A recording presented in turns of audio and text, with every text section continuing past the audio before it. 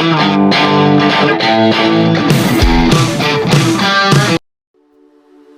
kabiyahe, nasubukan nyo na ba mag North Luzon Loop at makadaan sa ganitong kagandang view?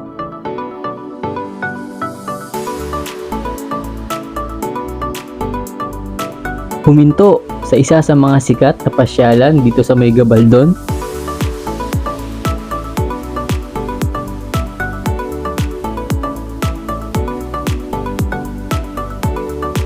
Ang ganitong scenery sa may Bambang Nueva Vizcaya na talagang napakaganda.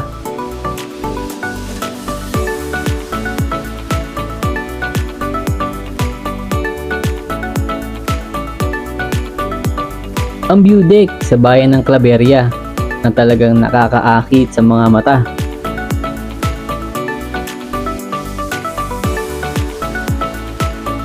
Ang mahabang tulay sa Tugigaraw, ang tinatawag na Bonton Bridge, ay talagang napakaganda rin.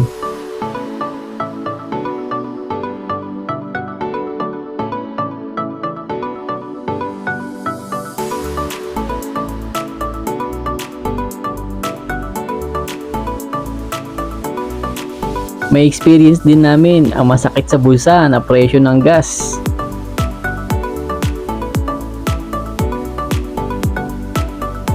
Ganito kagandang dagat sa may Saud Beach.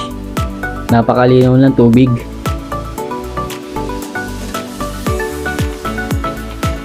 Ang mga nagtataasang windmill sa may baybayin ng Ilocos Norte. Kaya tara, halina, samahan nyo ako mga kabiyahe sa ating paglalakbay. Let's go!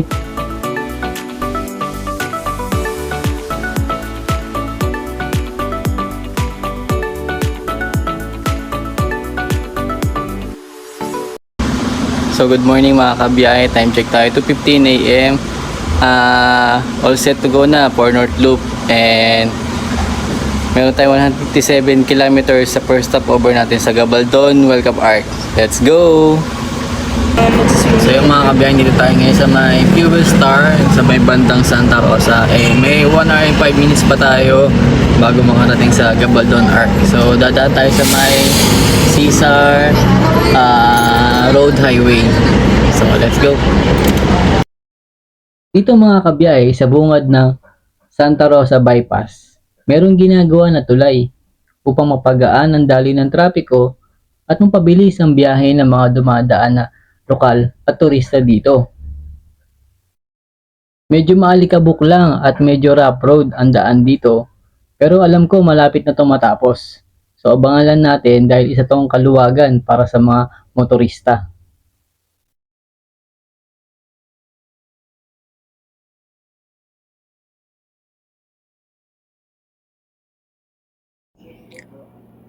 Ito mga kabiyahe, pakanan na tayo sa may daan papunta sa may Gabaldon Welcome Arc. So pagkanan natin dito mga kabiyahe, almost 25 minutes na lang ang ating tatakbuhin para marating natin yung ating destinasyon.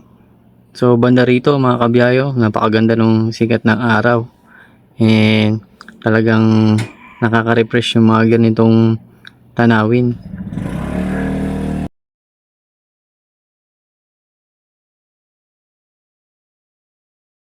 So yan mga kabiyahe, nasa Laor na tayo, Welcome Arc ang Laor. And 20 minutes na lang para marating natin dito sa Gabaldon. Dito sa magkabilang street, napakaganda ng tanawin dahil puro pale lang yung makikita rito, and napakaganda ng tundok na nasa ating harapan.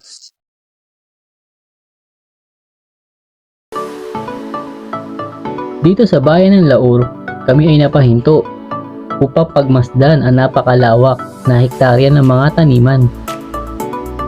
Dito pa lang, sulit na ang biyahe at maaaliw ka sa ganda ng paligid.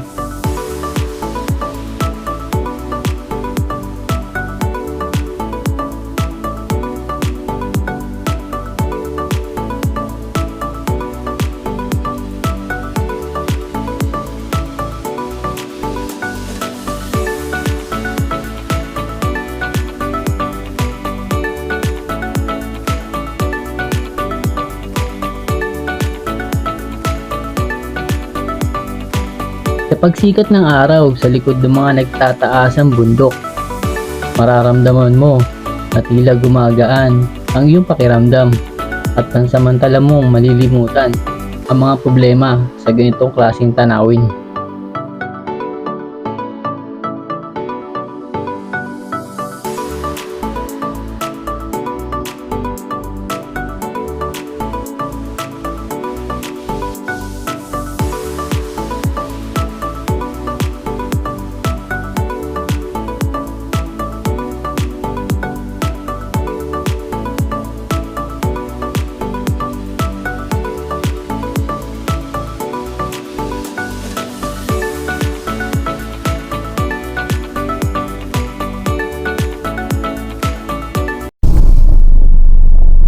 Dito pala mga kabiyahe sa may Palayan Gabaldon Road is merong ongoing na road widening. So Wait lang, makadito ko na siya. Hindi mo na siya makakayat. medyo masikip yung daan, and then pababa kasi ito and then dito sa may bandang kanan may ginagawang Signal ka. bridge. Kaya masikip yung papasok dito, and then rough road din siya mga kabiyahe, kaya dahan-dahan lang tayo Ay. dito. May naglaan pa na. Wala ko, wala nagsisenyas.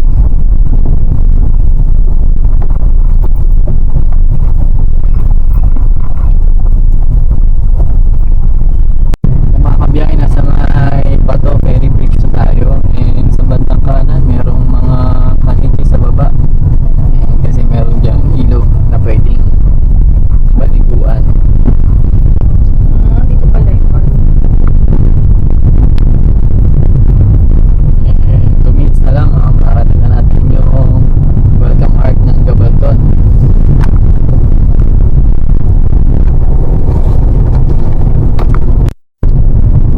Ito na mga kabiyahe, maligayang pagdating sa may Gabaldon welcome art. Ayan na, ayan na.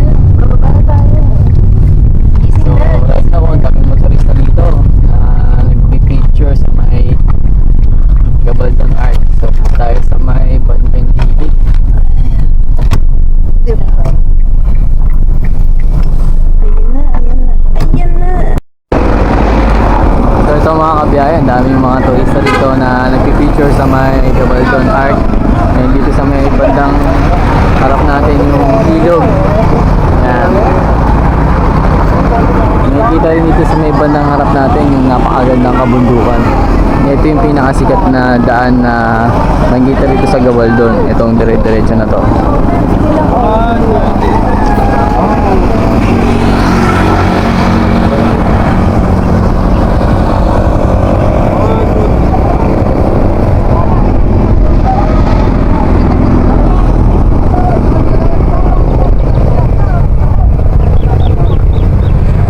Napakaganda rito mga kabiyahe, and napakasakto lang din ang dating natin, 7 AM. Hindi pa siya ganun kainit sa balat yung araw, and medyo malamig pa yung simoy ng hangin. And ito yung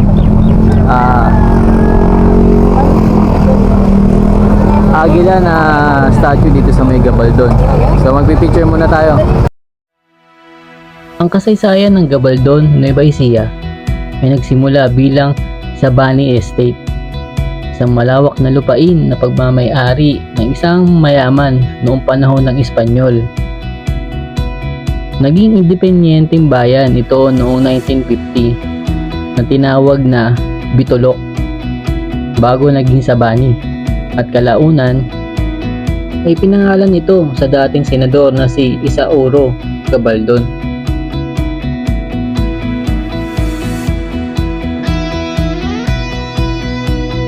Ang bayan ay kilala sa agrikultura at mga kagubatan nito. Ang kasaysayan ng bayan ay may malalim na ugat sa agrikultura at sa pag-unlad ng Sabani Estate o Gabaldon. Ngayon, isa na din ito sa mga nagiging atraksyon ng mga lokal at mga turista. So yung mga kabayan, dito kami sa may tabing kalsada dito pa rin sa may part ng Gabaldon. And dito sa harap ko, dito yung ilog. And dito kami magbe-breakfast sa tabi na palayan. And then tignan mo naman yung scenery dito sa bundok. So ayan, habang nagbe-breakfast kami, dito kami sa may gilid ng daan. So ayan, napaka exciting and adventure nitong ginagawa namin North Loop. So isa to sa mga experience na first time namin gagawin, ang kumain sa tabing kalsada. So ayan, mag-breakfast muna kami and then balik ulit sa biyahe. Ang next stop na namin is Aritao. Let's go!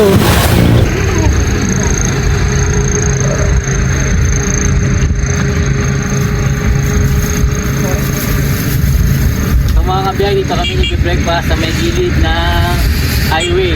Ito nyo naman yung nasa truck namin is yung kabundukan ng balay. Tara, kain tayo mga kabiyahe.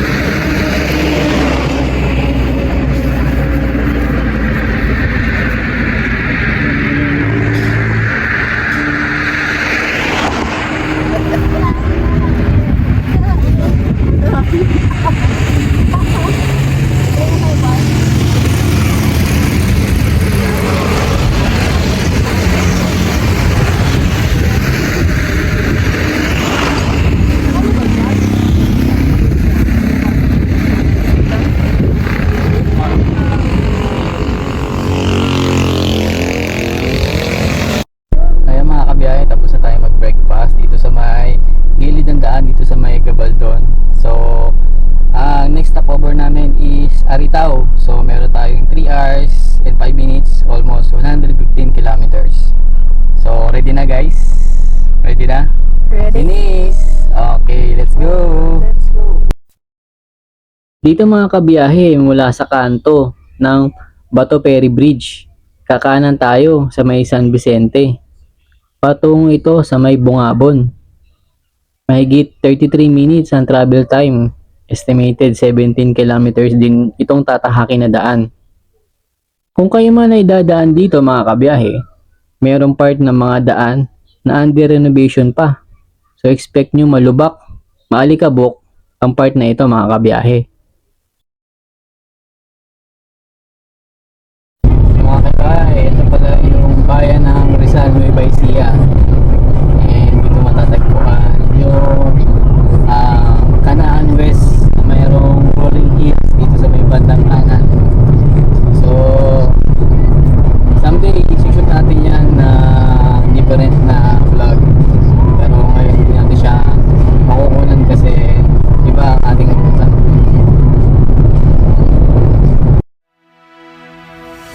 Dito sa bayan ng Bambang, Nueva Vizcaya, makikita ang napakalaking agila. Ito ay sumisimbolo sa kanilang kultura. Ito din ay nagiging atraksyon para sa mga turista na dumadaan sa kahabaan ng Maharlika Highway.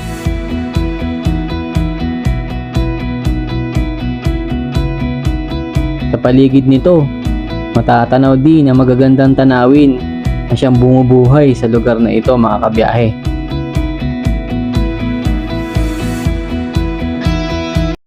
Ayun mga kabiyahe, Nueva Vizcaya na tayo. And konti na lang, 37 minutes, Aritao na.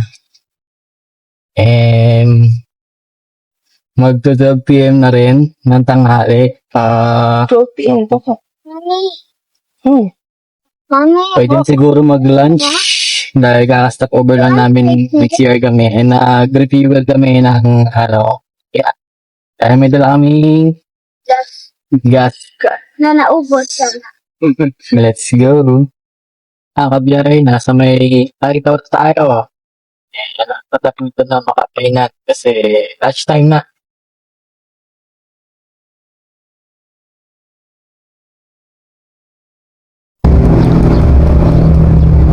Ito mga kabiyahe, nasa may poblasyon Aritaw na kami. Dito sa may tapat ng Petron, may nakita kami dito na karinderya kainan. So dito na kami magla-lunch. And kainin namin yung bawa namin. And then order kami ng gulay dito. So time check tayo, 12:35. Next stop natin, Santiago Isabela na. Meron tayong 96 kilometers para makarating yung Santiago Isabela doon. 2 hours and 40 minutes pa. So tara, lunch muna tayo. Ayan mga kabiyahe, it's 12:20 ng tanghali and kakatapos lang namin mag-lunch. Marami kaming stopover sa mga gasolinahan.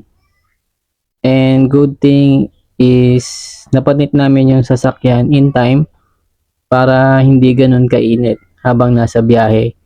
Dahil tirik na tirik yung araw kasi summer. Dagdag protection na rin yan. Sa loob ng sasakyan.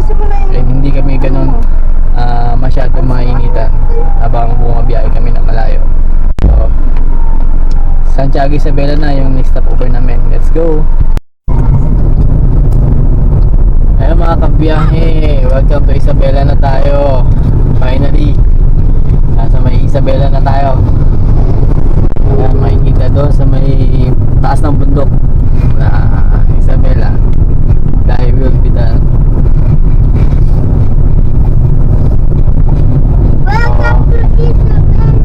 24 minutes and ating natin ating destination sa may Santiago Isabela. Let's go! Energy! Ayaw pa na driver.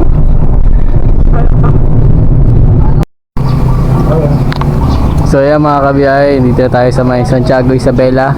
So dito ang ating first stopover. Dito tayo magpapahinga. And for tomorrow, ang biyahe natin is from Santiago Isabela to Tuguegarao and Apari. So dito muna tayo mag overnight stay sa relatives. So pahinga muna ako and sobrang tagal ng aming biyahe. Let's go! Good morning mga kabiyahe. So dito natin sa North Loop and ang take-off point natin is Santiago Isabela going to Tuguegarao, Apari and Ilocos Norte. So ready na? Ready? Okay, let's go! Ayun mga kabiyahe, ang first stopover natin for day 2 from Santiago Isabela to Bunton Bridge. Meron tayong 1 hour and 56 minutes and 121 km. Let's go! So yan mga kabiyahe, dito kami ngayon sa may JL Clean Fuel and meron siyang coffee shop dito. Bandang Rojas City na kami. Coffee and cookies muna, papatanggal ng antok. Dinadalo ko ng antok eh. So ano muna tayo, magpagpag muna. Grabe, napakaganda nung buwan dito. Ayun o, ang laki. Perfect na full moon. Balik kahapon pa yan eh. And then dito sa bandang Rojas, wala masyadong dumadaan ng mga sasakyan. Ano rin mahabang mahabang bypass to dito sa may Rojas. So tapin mo na and kain ng cookies. Almost 1 hour na lang malapit na kami sa may Bunton Bridge. Let's go!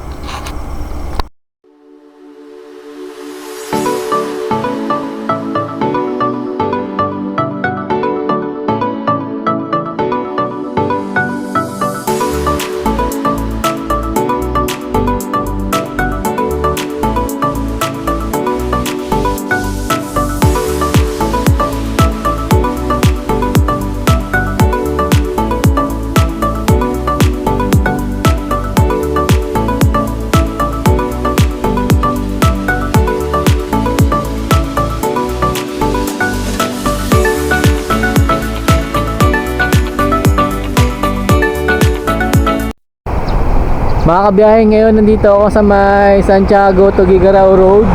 Part pa rin to ng Santa Maria. Tingnan nyo naman grabe, napakakapal ng fog. And dito napansin ko na may napalaking baka. Grabe. Ngayon lang nakakita ng ganitong statue ng baka. Dito lang yan sa may Santa Maria, Santiago to Gigarao Road. Part pa rin ito ng Rojas. Grabe, ang lamig dito. Ayun sila sa kabila lumabas sila. Tumawid lang ako. Zero visibility dito mga kabiyahe sa ganitong oras. Time check tayo, mag-aalas 6. So yan yung paligid dito, napapalibutan to ng mga palay. Grabe. Try nyo pumunta rito mga kabiyahe. Grabe. Solid yung biyahe nyo kung mga ganitong oras kayo dadaan dito. Ayan. Ito pa lang pangalan ng farm na to is Gas Bay Mining Corporation. Ayan. Gas Bay Mining Corporation. Ayan. Grabe. Ayun sila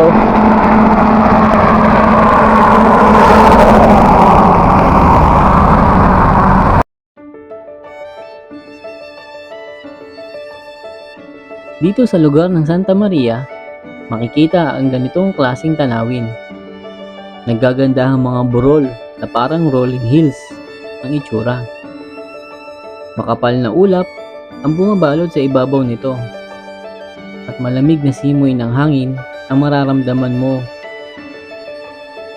Sa aming pagdaan, ay naabutan namin ang ganitong klase ng klima. Malamig at sobrang kapal na hamog na bumabalot sa buong kapaligiran. Sa lugar din na ito matatagpuan ang isang malaking lugar pahingahan, ang Maria Lourdes Mansion. Napakalaki at maraming kwarto na pagpipilian, sakto sa mga naghahanap na matutuluyan.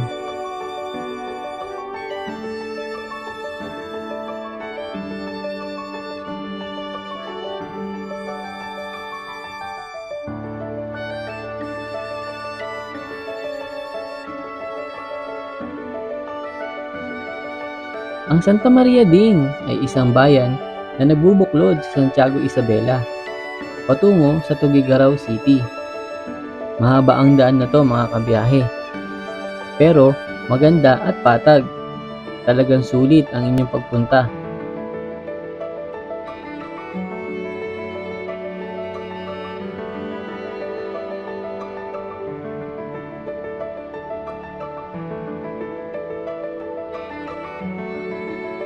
Sa parteng ito ng Kabagan Santa Maria Road, matatagpuan ang malaking palayok na isa sa nagiging atraksyon ng mga lokal at mga turistang dumadaan dito. Sino ba naman ang hindi mapapamangha sa ganitong tanawin na meron dito sa Santa Maria Landmark? Ang bawat lugar pasyalan ay may nakapinta na istorya sa likod nito. Ang bawat pagsubok sa inyong paglalakbay ay may baon ng ngiti at saya. Ang sarap mapuntahan ng mga ganitong atraksyon. Tiyak na mag-iiwan ito ng magandang alaala sa darating na panahon.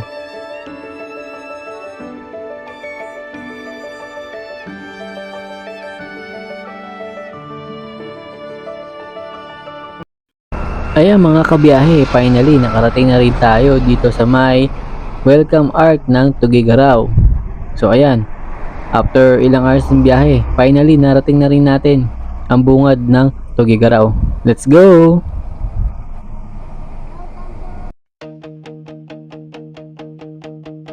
I'm standing on the highest ledge, right on the world's most windy edge, and making a brand new pledge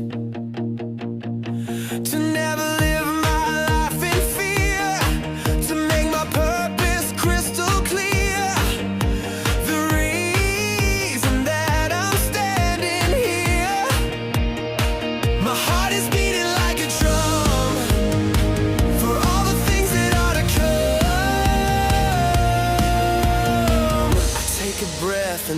the leap, a promise I will always keep.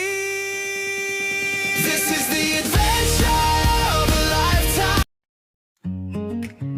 Ang Bunton Bridge na binuksan noong June 10, 1969 ay isang makasaysayang tulay na nag-uugnay sa lungsod ng Tugigaraw at bayan ng Solana sa Cagayan. Ito ay tinuturing na pinakamahabang tulay sa ibabaw ng ilog sa Pilipinas na nagbibigay daan sa mga mabibilis na transportasyon at kalakalan sa lambak ng Cagayan.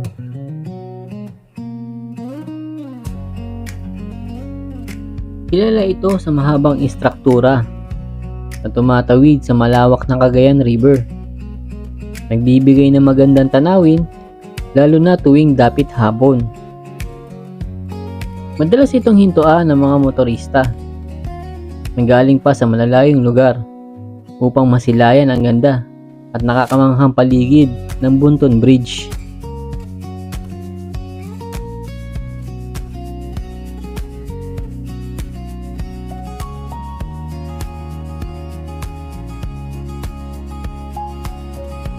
Sa di kalayuan, meron ako nakita na grupo ng mga kalabaw na naglalakbay sa ibaba ng tulay na parang sila ay galing sa ilog.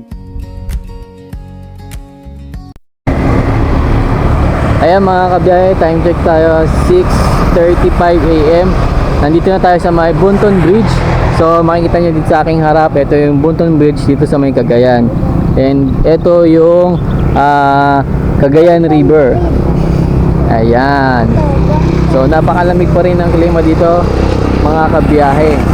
And dito banda sa may likod, dito tayo kakain sa may pinakasikat na Bansit Battle Patong.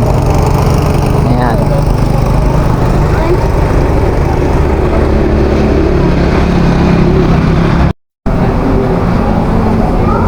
So ito mga kabiyahe dito sa may Pansiteria, ito yung mga presyo ng kanilang servings. May 100, 120, and 150. Sa mga malakihan naman, 300, 400, 500, and 1,000. So pay as you order dito. Dito kayo magbabayad sa may counter nila. And dito sa may bandang right side, self-service dito yung sibuyas, sili, tsaka kalamansi.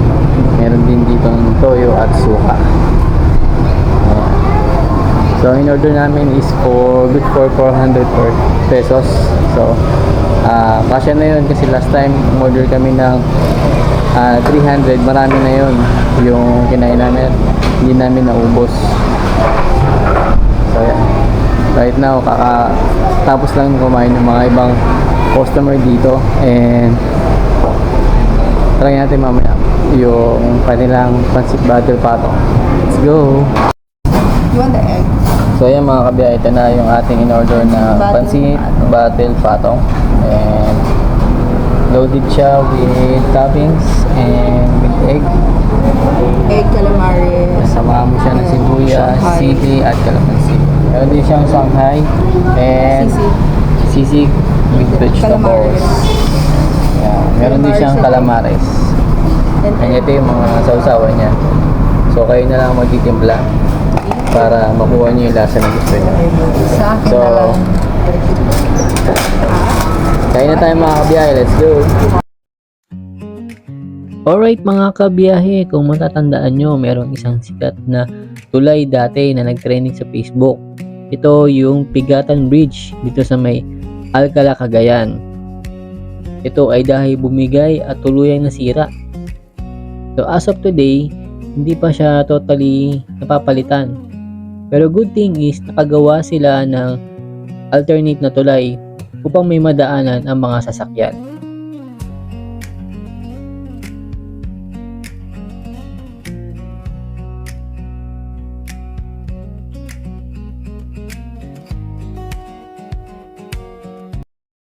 Ito na nga mga kabiyahe, finally, after ilang hours ng biyahe, narating na rin natin itong welcome arc ng Apari. Grabe, ilang hours ng biyahe and sobrang tirik yung araw sa labas. And good thing is, itong welcome arc nila is parang binago nila, merong mga drawing and mas naging lively yung itsura ng welcome arc dito. compare sa dati. Ayan. Siyempre tayo ay bababa upang makapag-picture. Let's go!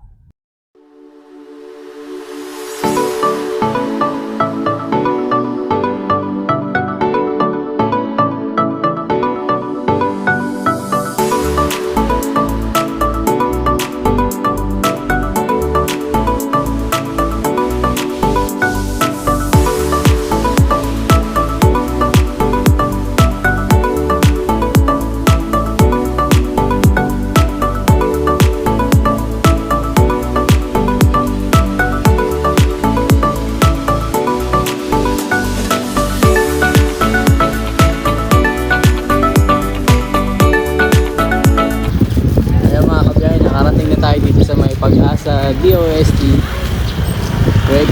Radar Station sa may Barangay Punta Apari, Cagayan.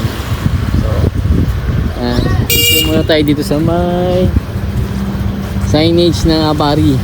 Ayun, grabe, dito na tayo sa may dulo ng Pilipinas mga kabiyahe. Grabe yung biyahe natin, sobrang layo.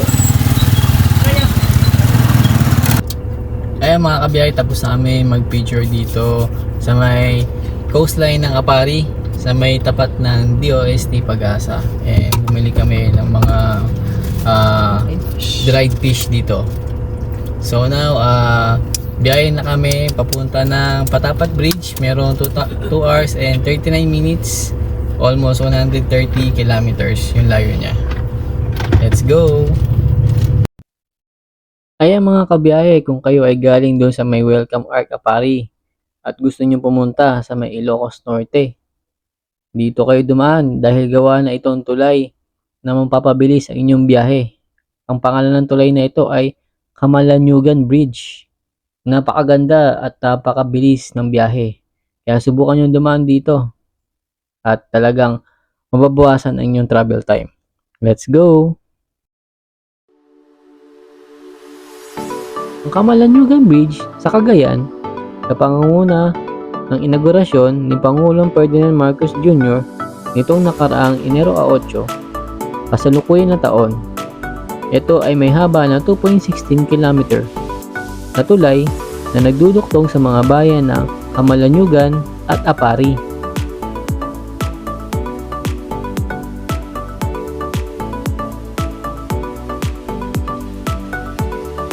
Papabilis nito ang biyahe mula sa 1 oras magiging 20 minuto na lamang sa pagitan ng Apari at Ballesteros. Ang proyekto na ito ay malaki ang magiging tulong sa mga lokal at mga negosyanteng nagdadala ng kanilang mga produkto. Kaya halina, subukan at maranasan ang dumaan dito sa bagong tulay. Dito lang yan sa may Apari. Let's go!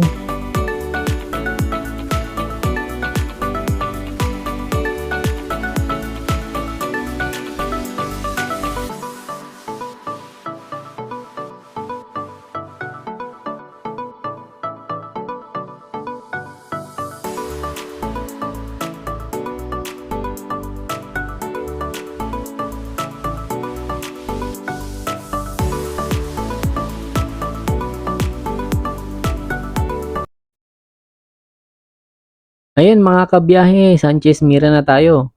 Konting oras na lang. 1 hour and 16 minutes. Patapat Bridge na. Let's go!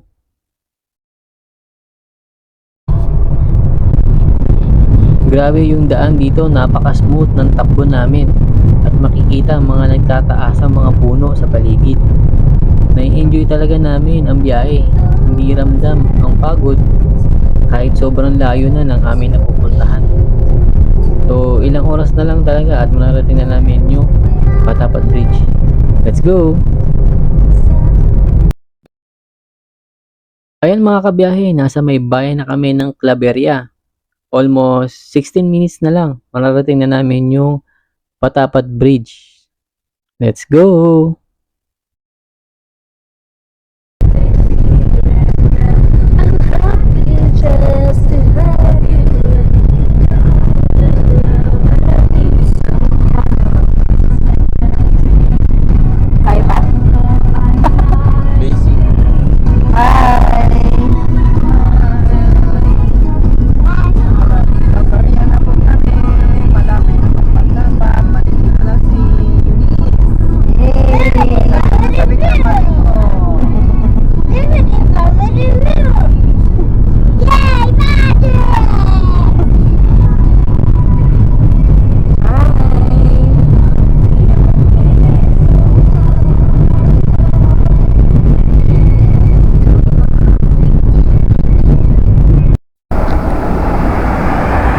So ayun mga kabiyahe, nandito tayo ngayon sa may view deck naman Claveria, and meron ditong note nilagay ang LGU at sinira nila tong lugar na to kasi dahil nagkaroon sila ng plastic free Claveria. So parang nagkaroon sila ng clean up drive dito dahil sa mga plastic na naiiwan, mga kalat, mga basura. So dapat pananatilihin natin na malinis itong view deck na ito.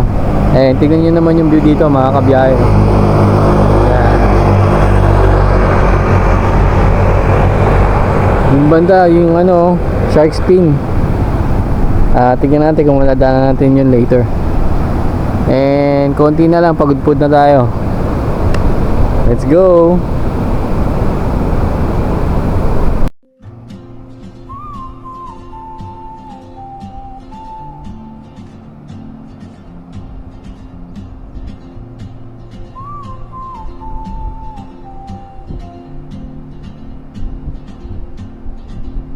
She moves like a map with no borders, a whisper caught in.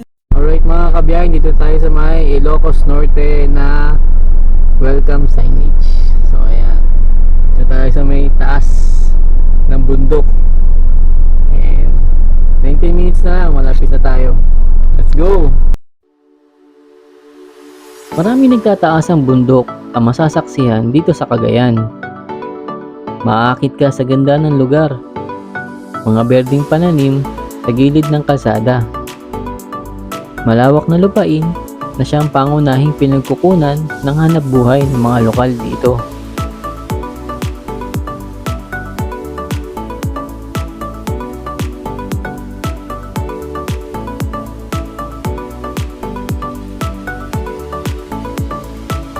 Sa bawat hinto ay merong kwento babaunin sa mga makikita mong tanawin.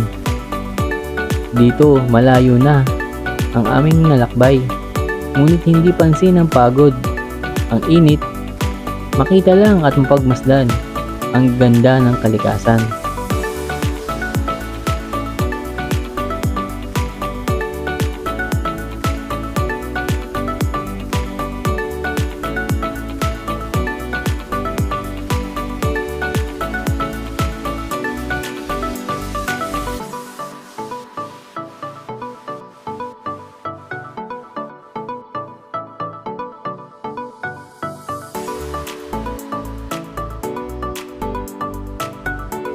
Ang Patapat Bridge ay may haba na 1.3 kilometers na konkretong tulay sa Pagudpod, Ilocos Norte na natapos at binuksan noong October 1986. Ang pangunahing layunin ng pagtatayo nito ay upang solusyonan ang madalas na pagguho o landslide sa lugar at magbigay ligtas sa dadaan sa paanan ng bundok. Sa paglipas ng panahon, naging isang atraksyon na din ito.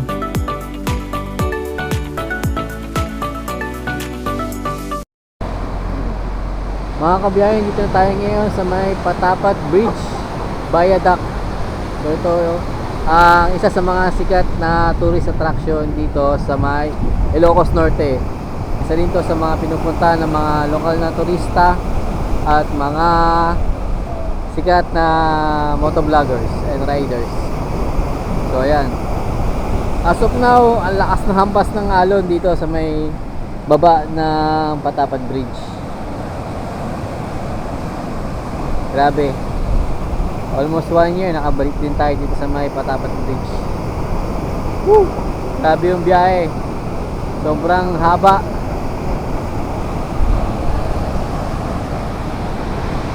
Yung banda ron, no, maraming mga turista na nakaparada rin sa gilid ng Patapat Bridge para ma-picture and bumuha ng memories kasama ang Patapat Bridge. Nandito na kami papasok sa entrance ng Aaron and Nelias Resort. Pero dito habang pababa kami sa gilid ng daan, ayan grabe, butas yung gulong. Meron palang malaking bakal na nakausli dito mga kabiyahe. Grabe, punit talaga yung gulong. Dito din sa katabi namin sasakyan, sumansad yung front bumper. Medyo malaki din ang damage, grabe. Dapat yung mga ganitong bagay ginagawa nila ng aksyon agad eh. Para hindi na makapinsala ng iba pang darating na sasakyan. Buti na lang may dala akong ekstrang gulong. Wala eh, wala tayong magagawa, ganun talaga. Palit gulong na lang. Ang Saud Beach sa Pagudpod, Ilocos Norte, nakilala dahil sa 2 kilometrong puting buhangin, malinaw na tubig, at itinuturing na Boracay of the North. Kinilala ito ng Travel and Leisure bilang isa sa 25 na pinakamagagandang beach sa mundo, na nagpapatanyag dito bilang tahimik na destinasyon para sa kalikasan. Ang bayan ng Pagudpod, kabilang ang Barangay Saud, ay dating bahagi ng Bangi at kilala bilang Tongotong. Ang Saud Beach ay kinilala dahil sa mas kalmado nitong kapaligiran kumpara sa mas mataong mga beach, kaya't ito ay naging paboritong puntahan ng mga turista. Kilala din ang beach sa mga aktibidad tulad ng paglangoy, surfing, paglalakad sa pangpang, at panonood ng sunset.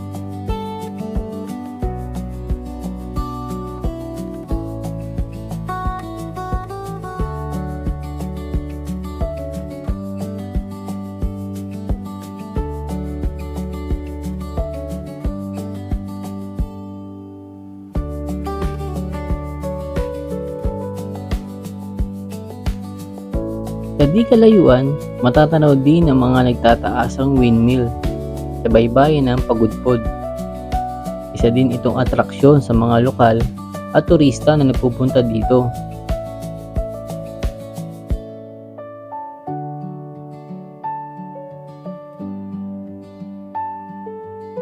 Sadyang walang katulad ang ganitong tanawin.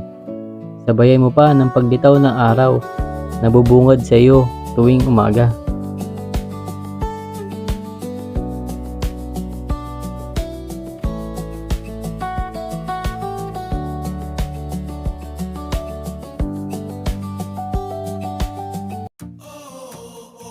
Ayan mga kabiyahe, sana naging masaya kayo sa ating paglalakbay. Abangan ang episode 2 ng ating North Luzon Loop. Let's go!